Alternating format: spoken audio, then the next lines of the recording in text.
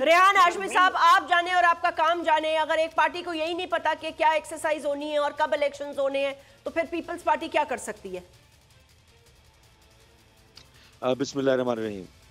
देखिए, एमक्यूएम पाकिस्तान रोज़े अव्वल से ही इलेक्शन, जो ताख़ीर शुदा इलेक्शंस हैं, इनके बर वक्त इनेकाद के ऊपर जोर देती रही और तमाम तर वो जो स्टेप्स लेने थे, चाहे वो लोकल गवर्नमेंट को एम्पावर करना था कॉन्स्टिट्यूशन के आर्टिकल 140A के मुताबिक, जिसके हवाले से एमक्यूएम ने आला अदलिया का दरवाज़ा खटखटाया और ऑनरेबल सुप्रीम कोर्ट की डायरेक्टिव्स और रिमार्क्स इस पे वाज़ेह तौर पे मौजूद हैं, जो रिसेंटली चंद माह पहले भी आए कि आर्टिकल 140A का निफाज हो जी। और उस हवाले से पीपल्स पार्टी के साथ हमारी दर्जनों मीटिंग्स होती रही हैं और हो रही हैं। दूसरा जो सबसे इम्पोर्टेंट चीज़ है वो उसको दो हिस्सों में डिवाइड कीजिए। एक तो ये कि आजिज़ साहब की बात दुरुस्त है कि ये इलेक्शन कमीशन का डोमेन है कि वो डिसाइड करे और election commission as per the law एक सर्टेन टाइम फ्रेम के अंदर इलेक्शंस का इनेकाद करे, लेकिन उन इलेक्शंस का इनेकाद कुछ कवानीन के तहत होता है जो कि कॉन्स्टिट्यूशन में वाज़ेह तौर पे मौजूद है। और एमक्यूएम पाकिस्तान की एक शदीद तरीन रिजर्वेशन रही है और है अभी भी कि कराची का अर्बन सिंध का इस्तेहसाल इस तरीके से हुआ। उसकी एक लेमैन मैं आपको एक हाल दूं कि अगर कराची की अमूमी तौर पर यूसी में पॉपुलेशन की तादाद अगर फ़र्ज़ करें कि 1 लाख नफूस पर मुश्तमिल हो रही है, तो कराची से बाहर अगर आप जाते हैं तो वो एक यूसी 20,000 नफूस पे अप्रॉक्सीमेटली मुश्तमिल होती है। तो इसका मतलब है कि यूसीस की तादाद भी कराची में कम हो गई और वसाइल की जो तकसीम होना है वो भी कम हो गई। बावजूद इस बात के कि लोकल गवर्नमेंट का कानून अमल दरामद नहीं हुआ, बावजूद इस बात के कि लोकल गवर्नमेंट के जो इदारे हैं, जो बुनियादी तौर पर म्यूनिसिपल इदारे हैं, sewerage board, master plan, building control, LDA, KDA और चाहे वो प्रोविंशियल फाइनेंस कमीशन का अवार्ड्स हों, वो कराची उससे महरूम है। ताहाल इन तमाम चीज़ों के बावजूद भी इलेक्शन कमीशन का दिया हुआ ये नोटिफिकेशन मैं समझता हूँ कि कानूनी तौर पर नल एंड वॉइड है, क्योंकि इलेक्शन कमीशन ने बहुत सारी वॉयलेशन की हैं।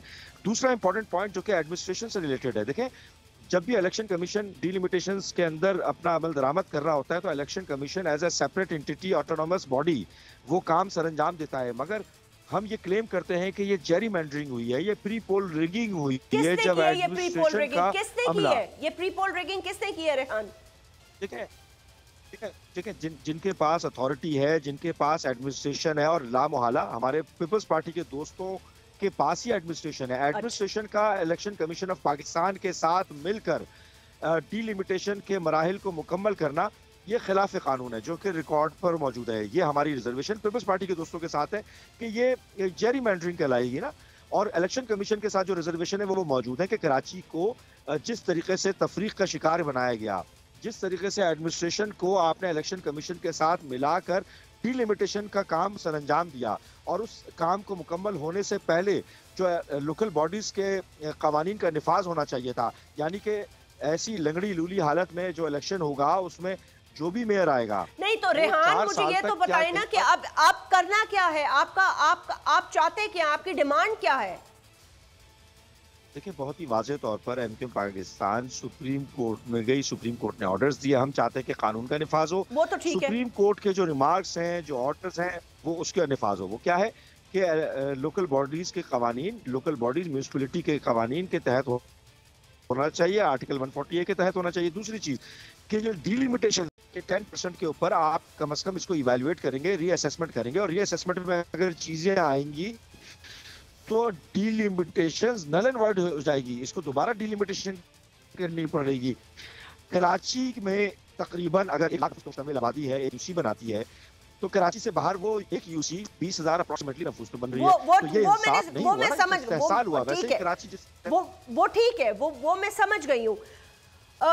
अली गौहर खान साहब, अब सवाल ये पैदा होता है कि एक सेकंड रेहान, रुक जाइएगा।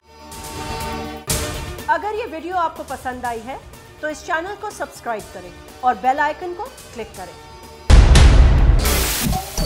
सबसे बड़े चैनल बोल न्यूज के एंकर मखदूम शहाबुद्दीन के प्रोग्राम अब बात होगी ने रेटिंग के तमाम रिकॉर्ड्स तोड़ दिए। मैं हूं मखदूम शहाबुद्दीन और आप देख रहे हैं अब बात होगी। 46% नाज़रीन ने बोल न्यूज को देखा। सोशल मीडिया पर भी सबने सब्सक्राइब करें और बेल दबाएं ताकि कोई खबर रह न जाए।